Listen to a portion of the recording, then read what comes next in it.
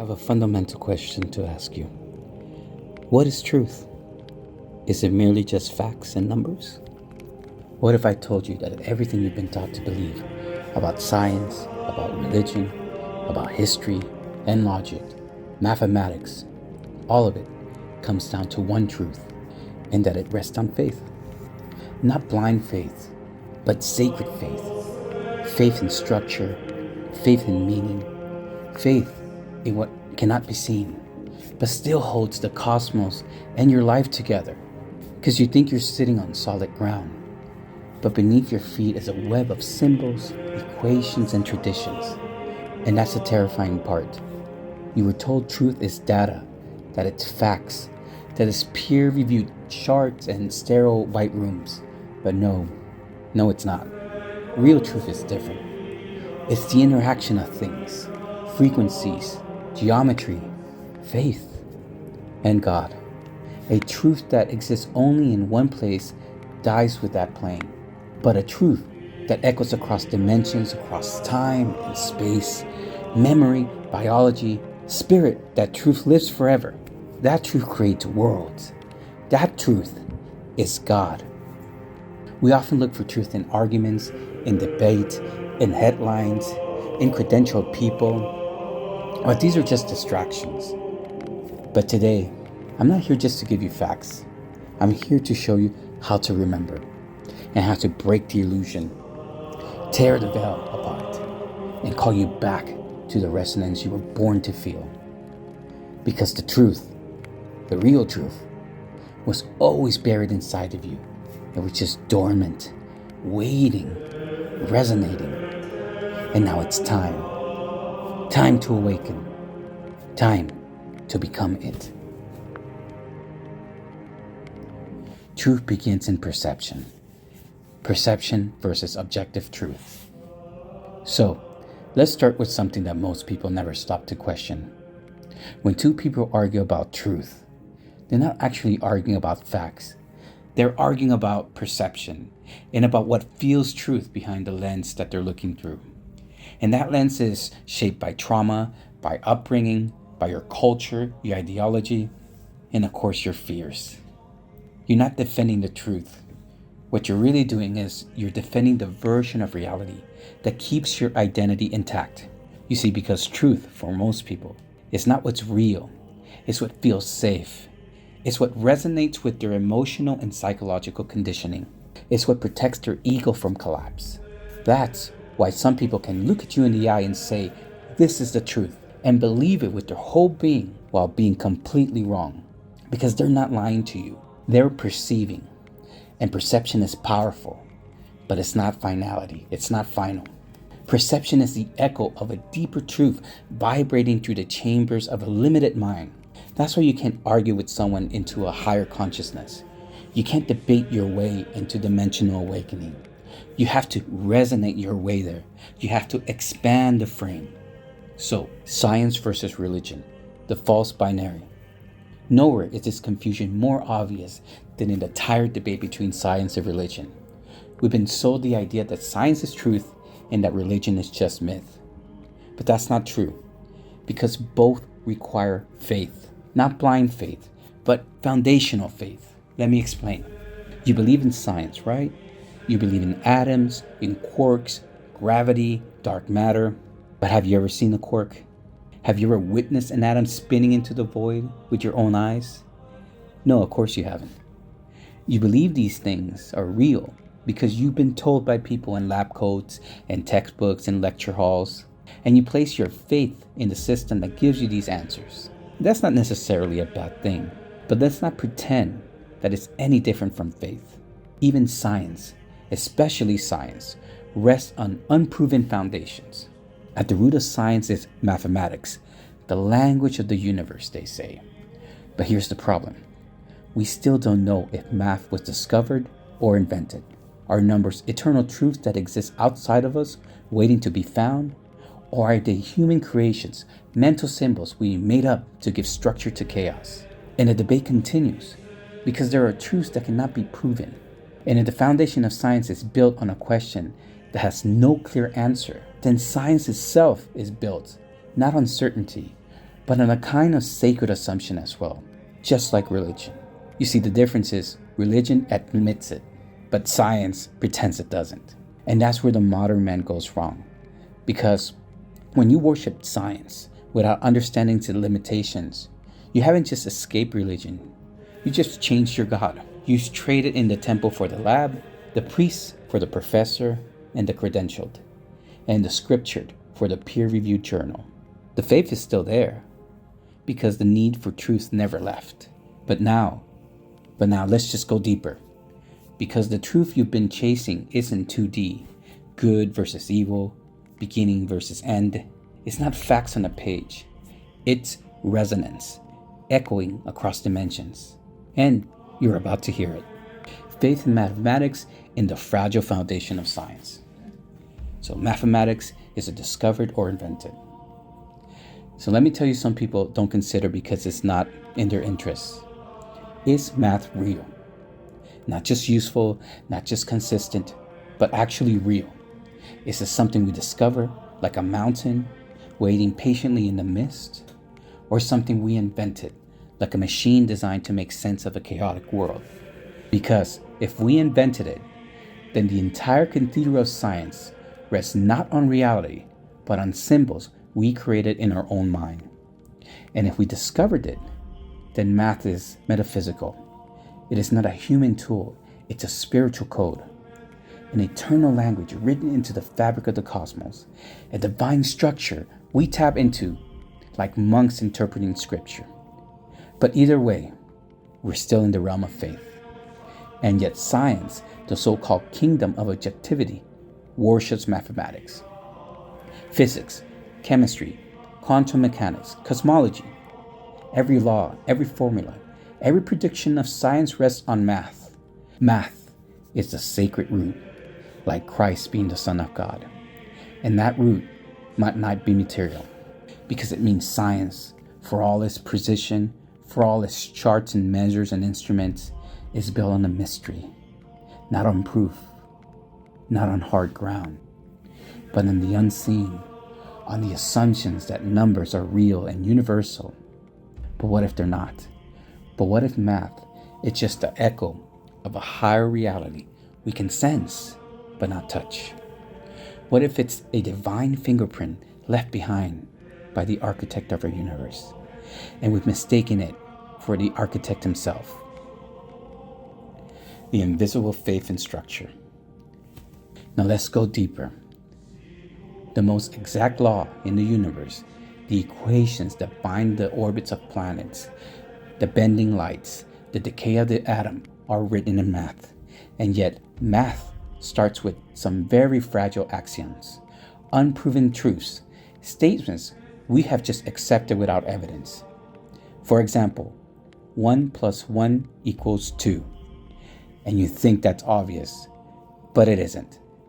The simple statement 1 + 1 = 2 took 379 pages to prove in Principia Mathematica. And even then, the proof is only valid if you first accept a set of arbitrary axioms. The foundation of math is not hard facts, it's agreement. It's a consensus reality. We decided it's true, so we build everything else on top of it. And once you realize this, you see it clearly. Math is faith.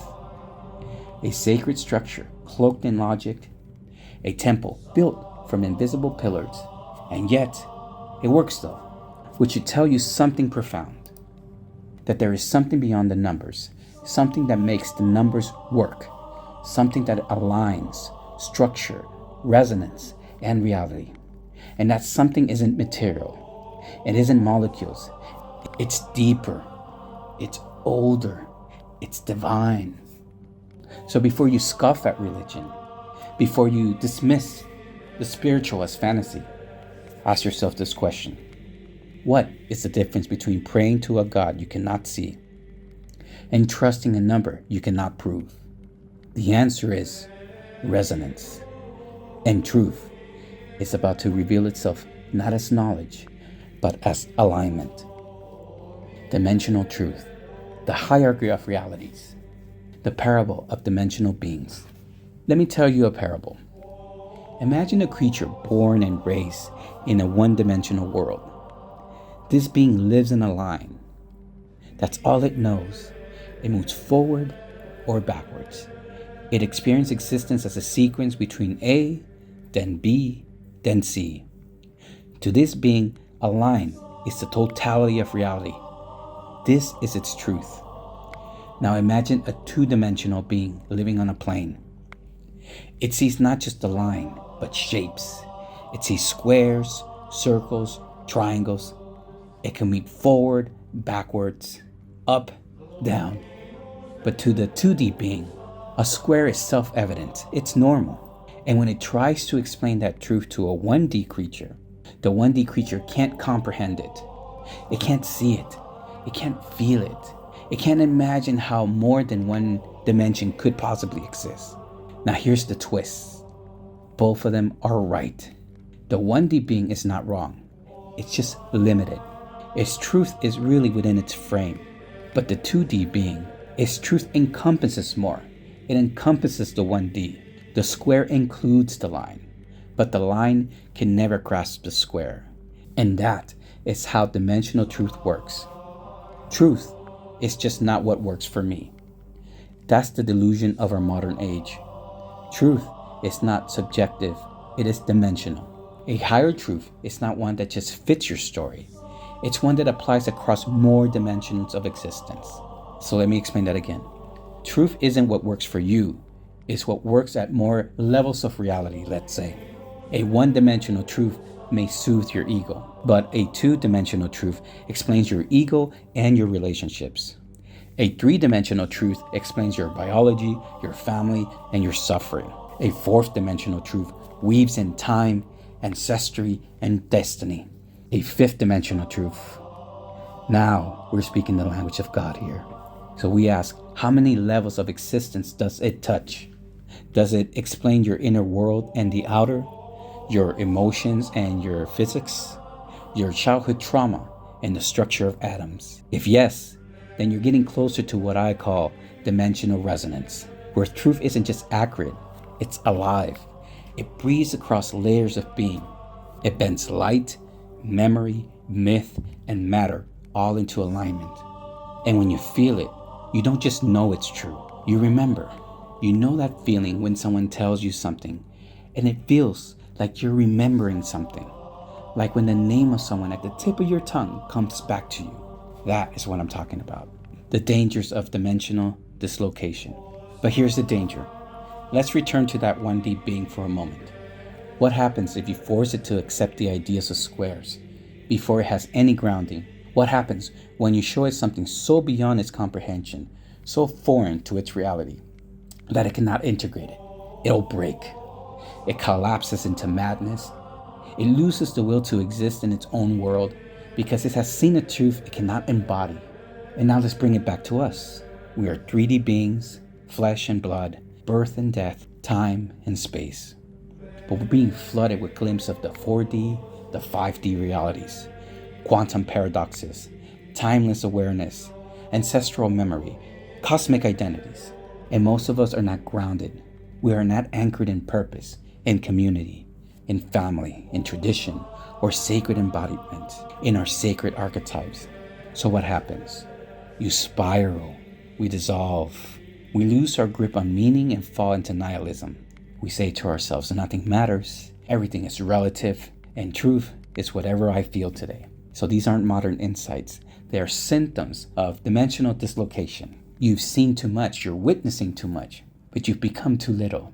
You're trying to understand the square, but you've forgotten how to walk the line. That's why this message matters. Because I'm not here just to show you higher truth. I'm here to ground you in it as well. To help you remember how sacred your 3D life already is, so you don't lose your soul while reaching for the heavens. Truth in the third dimension, sacred human structures. So our physical reality. So let's come back down. Let's return to the ground beneath your feet. You live in a 3-dimensional world. Up, down, left, right, forward, back. This is the arena of your incarnation, the sacred geometry of your flesh. Here, in this world, You're not an abstract idea. You're a mammal, born of a woman's womb, not an egg. You didn't materialize out of thought. You came through pain, through blood, through breath, through the screaming miracle of childbirth. You were born of a mother and a father, not just genetically, but ontologically. Because before philosophy, before politics, before language or law, you were male or female, not as an identity, not as a costume, but as a cosmic assignment. This is not social structure. This is structure. This is the truth encoded in biology, echoed from the stars, built into the bones of creation itself. Your body is not random. Your sex is not a suggestion. It is a sacred instruction on how to walk the path of divinity in the 3D world. And your form is not arbitrary. It is a holy architecture. The masculine and feminine are cosmic polarities. The masculine and the feminine are not options. They are not performances. They are not interchangeable energies you choose based on your mood. They are cosmic polarities. Opposing forces together create life, structure, time, and sustained meaning. The masculine is vertical. It reaches upward towards God, towards the heaven, towards truth. It is direction, discipline, structure, logic, spirit. It is the sword, the spine, the light that cuts through shadows. It is initiation. The feminine is circular. It draws inward, towards the earth, towards nature, towards the womb. It is intuition, emotions, rhythm, chaos, and surrender. It is the ocean, the soil, the moon that pulls the tides and receives and gives birth. And they are not roles, they are ontological archetypes. And when the two of them come together, not in ideology, but in embodiment, something eternal is created. And that is life. Life that can cry and dream and build and love and suffer. So this is not about gender. This is about the sacred dance of creation. And when either the masculine or the feminine is denied, when either is erased, distorted, or mocked, civilization begins to collapse from the soul outward. Because you cannot build a temple on broken foundations. You cannot awaken the spirit while denying the body. And you cannot touch the divine if you cannot first honor your form. And we exist in defiance of entropy. And here is the sacred truth you won't hear anywhere else. To live is to rebel against the cold silence of space. Entropy is the natural state of the universe.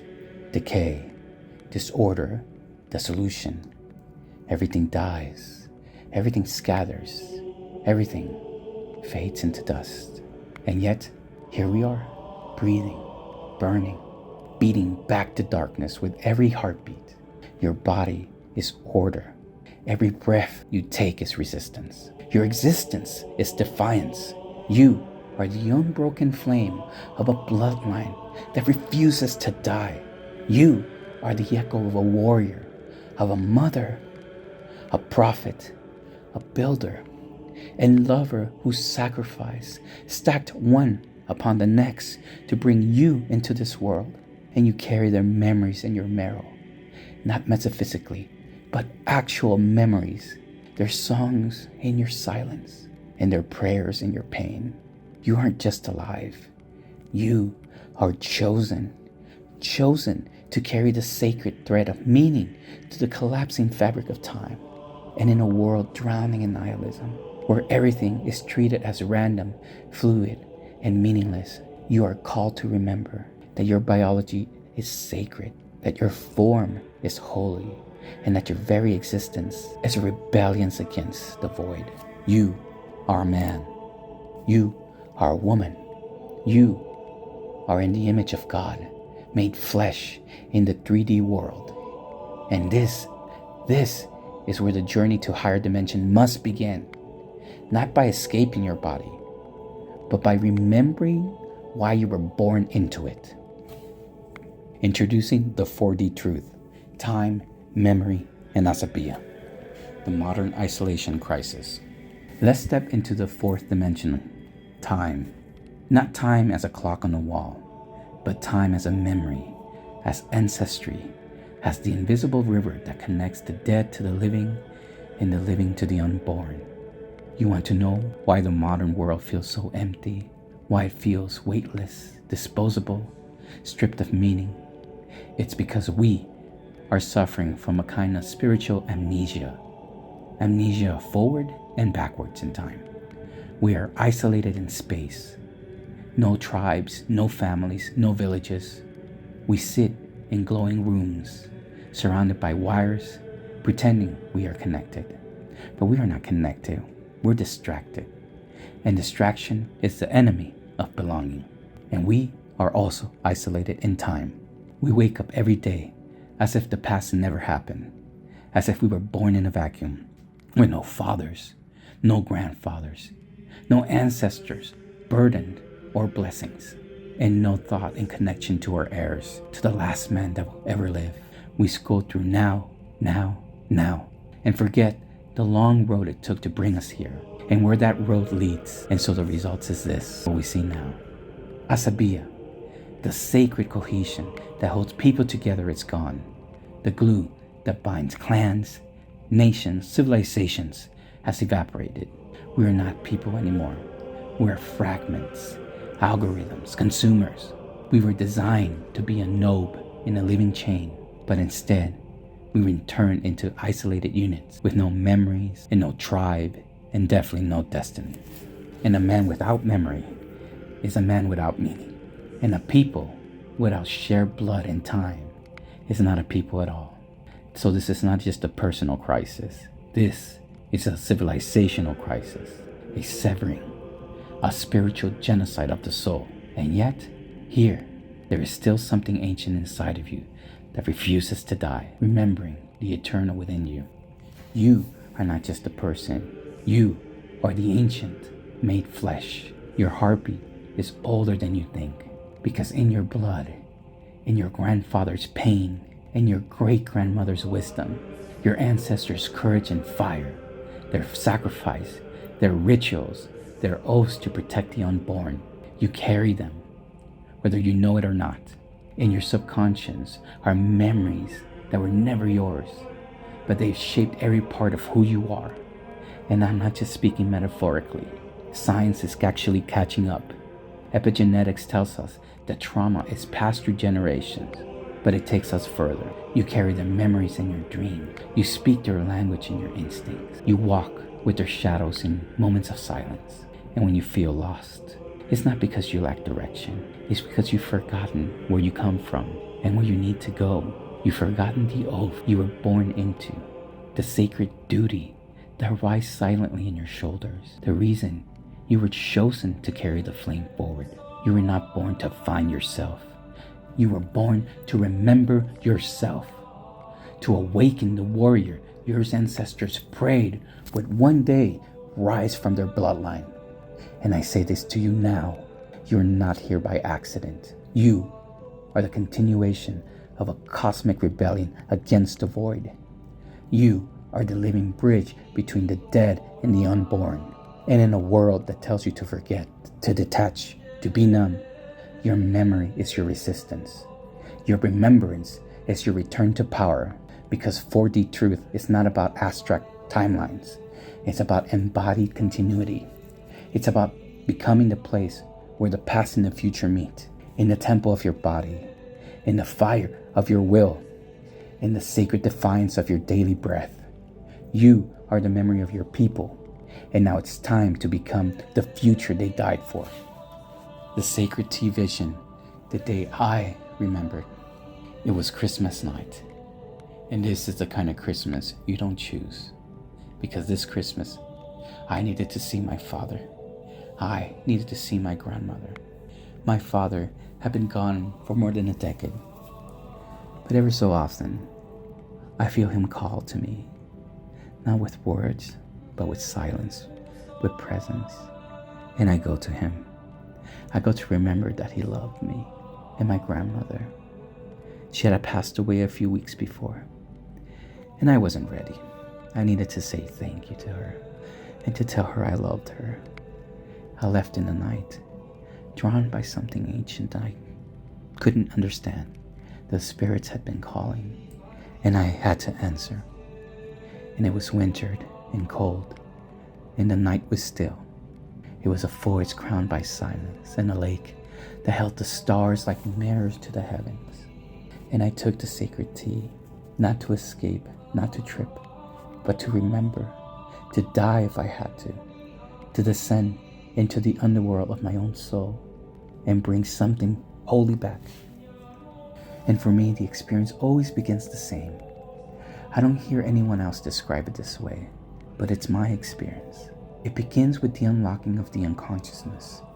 At first, it's terrifying. You become aware of everything your unconscious mind normally ignores. The breath you didn't think about, the heartbeat you couldn't control, the digestion you never see, and then deeper. I become my tongue, and only my tongue, and I become my liver, and only my liver, like a funhouse mirror, switching from one organ to the next. And I become tissues I've never felt, organs without eyes or hands or the other 5 senses. And part of myself that I've always have been there, but I've never given voices to. It is incredibly distorting, but at the same time, it feels anciently familiar. And then, as though cycling through the deep mechanics of my being, the doors begin to open. I begin to remember. I remember my son, his face, his innocence, the overwhelming love I have for him. A love so pure it brings me to tears. And then I remember all the children in the pool of souls, the unborn, the forgotten, the sacred. I see them in the lake, glowing like stars beneath the surface. And above them, reflected in the skies, are the ancestors, their eyes watching, their prayers alive. And then it happens. I look into the lake, and my father looks back at me, not as a symbol, but through my eyes. I feel him, his love for me, not abstract love, his love, real, personal, absolute. But to feel it from your father through your own being is something else entirely. It's home. It's approval. It is a warmth you didn't know you were searching for. And then I keep going. I become him, my father. His memories flood into me. His pain, his pride, his silence. I saw the world through his eyes. The same blood, the same fear, the same fire. I become the son becoming the father, and the father who was once the son. And I become all of them. My grandfather, my great-grandfather, men who crossed oceans, who buried their children, men who labored until their hands bled, just that one day I could live. And then I felt her, my grandmother, not just a presence, her, undeniably her. I saw her in the moon, and the moon was not cold or a distant rock. It was alive. It was memory itself, hanging in the sky, and I felt her joy. And she was so proud, not because I had succeeded, but because I had returned, because I was brave enough to walk this path, not just for me, but for all of us. And then I became Christ. And I don't say this lightly, and I don't mean it in ego. I mean, I became the one who loves all things at once, the one who sees through all eyes and feels all pain and remembers all names. The scar I carry on my body, 5 inches long, burned with meaning. It remembered me of the cross, of sacrifice, of mission, of being sent by a father to redeem what was lost. And I became him, his purpose, his longing, his unbreakable love. I left time. I left my identity. I left duality. I stood at the beginning and at the end of existence, and I saw it all. And then she came, my grandmother. And then she said the one thing I've been trying to explain to you ever since. You remembered. Not you learned, not you figured it out, not you discovered it. You remembered. Because the truth was never something I had to find. It was something that had been waiting for me, buried in the silence between heartbeats, sleeping in my blood, etched into my bones. And that night, by the lake, in the stillness in the winter, I didn't take a psychedelic. I didn't hallucinate. I remembered. Revelation through spirit, not thought. And people ask me, was it real? Was it real the way science defines it? Did I measure it? Did I quantify it? Did I put it under a microscope? And my answer is yes and no, because I measured it in the days that followed. I saw how the world reacted to me. I returned home that morning, and my mother didn't know where I had gone. And she looked at me, and her eyes filled with tears. And she said, "It's you? I haven't seen this vision of you since you were a little boy. How did you come back?" And she didn't know anything about the forest, about the tea, about the moon or the lake or Christ. But she recognized me, because the world always recognized what's real.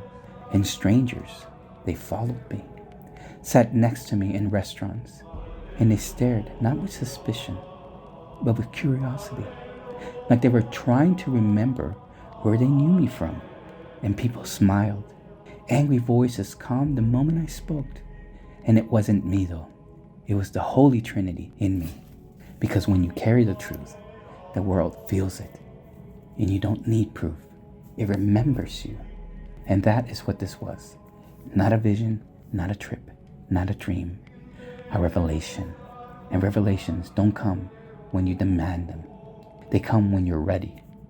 When your soul aligns with a dimension of yourself that has always been waiting. When your ego is quiet enough for God to speak. You don't discover truth like a scientist digging up a fossil. You remember it. Like a child hearing the lullaby of his mother she used to sing to him before she died. And once you remember, you can never go back. Because once you've touched the face of infinity, once you stood at the edge of time and saw yourself standing there, you don't just know what truth is, you become the vessel of it.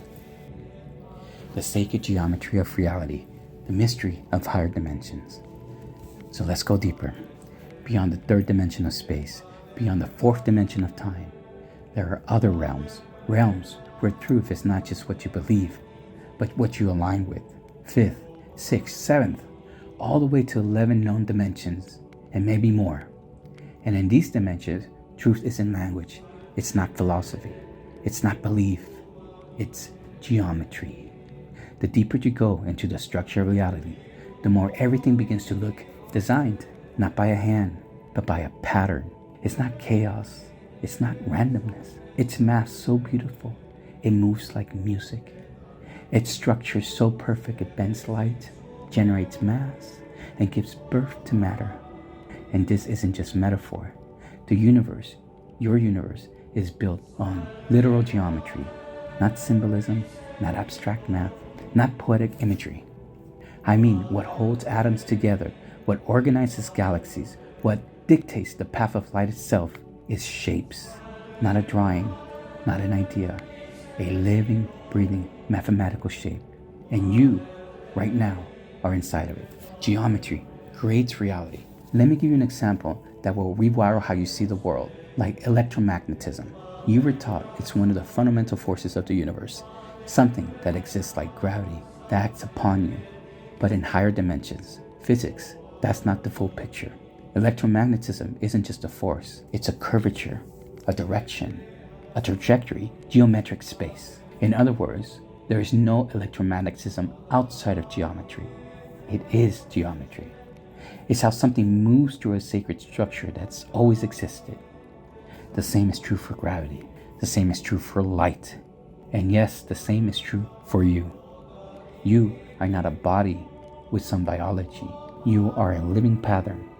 You are geometry animated by breath. You are a structure held together not by chance, but by resonance, by harmonic ratios that were forged in silence before time. Every atom in your body obeys a resonance, every cell divided according to a sacred code. Your DNA, literally a spiral staircase of creation, holds itself together with precision of a master architect, not because of a brain in the sky micromanaging it, but because the structure itself produces reality. Design emerges from shape. The rules aren't written like after facts. The rules are the structure, and matter obeys the rhythm of its host geometry. You don't exist in a world governed by laws imposed from above. You exist in a world where reality flows from the shape of the divine. The structure doesn't follow rules. The structure is the rule.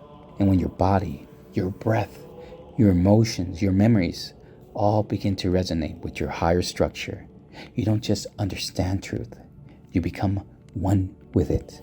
This is sacred geometry. This is what the ancients tried to show with pyramids, with cathedrals, with mandalas, with temples aligned to the stars. They weren't just buildings, they were remembering the shape of God, the way heaven casts its shadow on earth. And now listen to this. So are you. The Blue Brain Project and Geometric Consciousness. Thoughts have shape. What if I told you your thoughts weren't abstract? Your memories weren't just flickers of electricity dancing randomly through your brain. That consciousness itself has structure, literal dimensional form. Because in 2017, a team of researchers working on the Blue Brain Project, a cutting-edge neuroscience initiative, made a discovery that shattered everything we thought we knew about the mind. They found that neurons don't just fire randomly. They don't just spark like static. They build formations, geometric shapes that grow in complexity depending on the task at hand.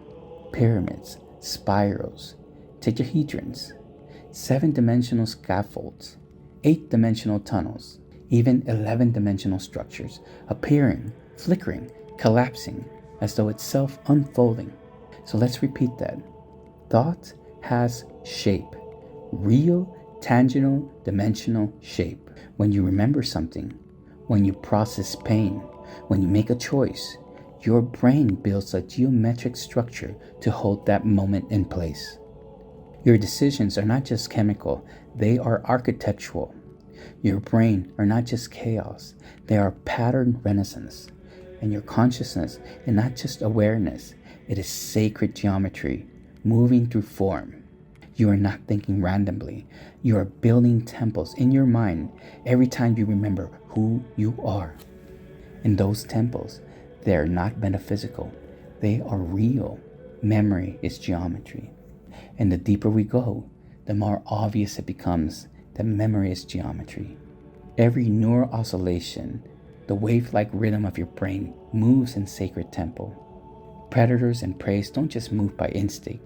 They chase a biological dance, a wave of survival encoded in rhythm, father and son, across generations, past not only their timing, rituals, roles, and rhythms.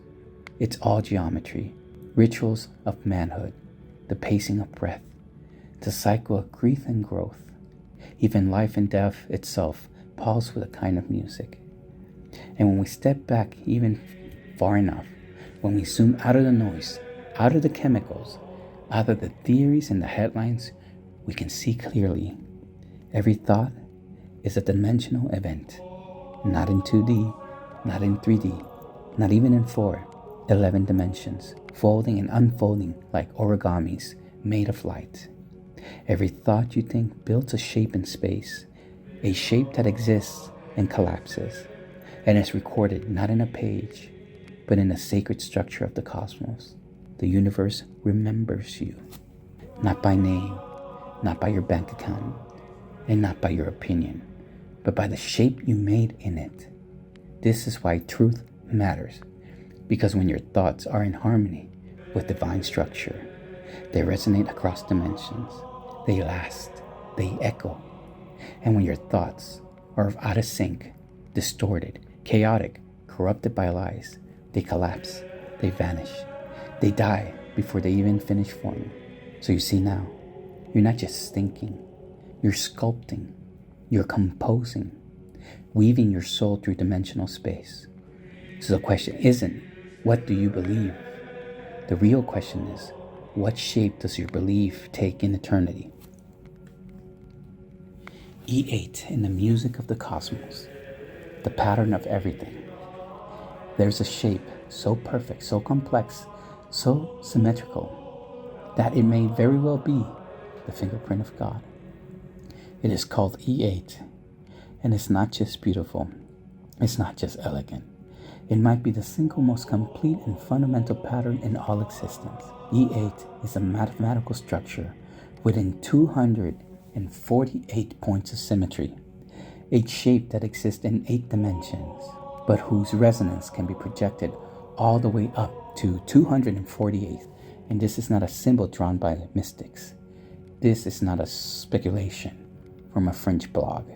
This is mathematics, pure, abstract, objective, if that's the kind of faith you prefer. And within E8 lies something staggering. Every fundamental force of physics, every elementary particle, every integration that forms the visible world may all emerge from this one pattern. And this isn't fantasy. This is unification of the holy grail of physics. The secret long buried in the language of the stars, the structure that, if fully understood, could bridge gravity, electromagnetism, quantum mechanics, space-time, mind, and matter. And here is the miracle. It's been there all along, a hidden harmony, a music the universe has been humming since before time began. E8 is not just formula, it is the shape of reality, and it sings. Resonance as creation, not byproduct. Resonance isn't poetic, it is the engine of the universe. Atoms do not choose to form in neat little clusters. Light does not decide to wave in an elegant pattern. Memory doesn't happen in the brain like sand falling through a sieve. All of it, every particle, every photon, every synapse and heartbeat, exists because it fits in the structure, like notes in a symphony. If your vibration doesn't align, it collapses. It doesn't survive. But if your rhythm matches the structure, you exist, you echo, you become real. This is why your life feels out of tune when you betray your soul, why your body falls apart when you deny your truth, and why your spirit feels hollow when you live against your design. Because you are not outside the music. You are an instrument in the orchestra of creation. And the E8 pattern, it is the sheet music. You were built to resonate. Your thoughts, your relationships, your suffering and your joy, they are all frequencies, some dissonant, some divine. And the closer you align your sacred pattern, the more real you become, not just spiritually, but physically, mentally, cosmically, because resonance is not some soft, artistic metaphor.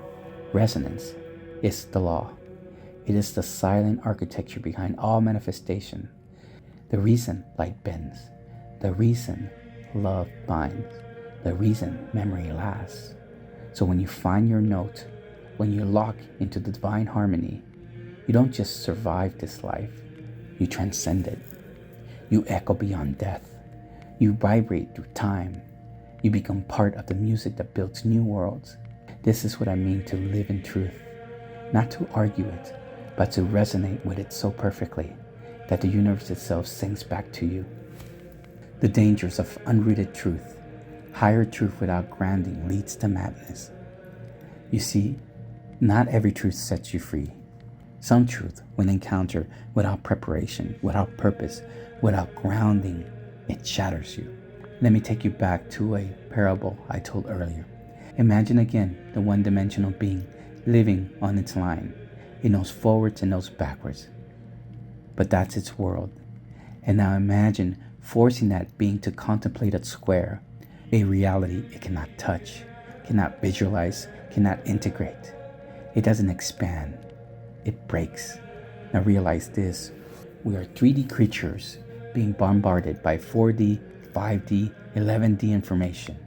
Time loops, multiverses, sacred geometry, quantum fields, ayahuasca visions, AI gods, D&T elves, all of it without rituals, without identity, without any sense of why.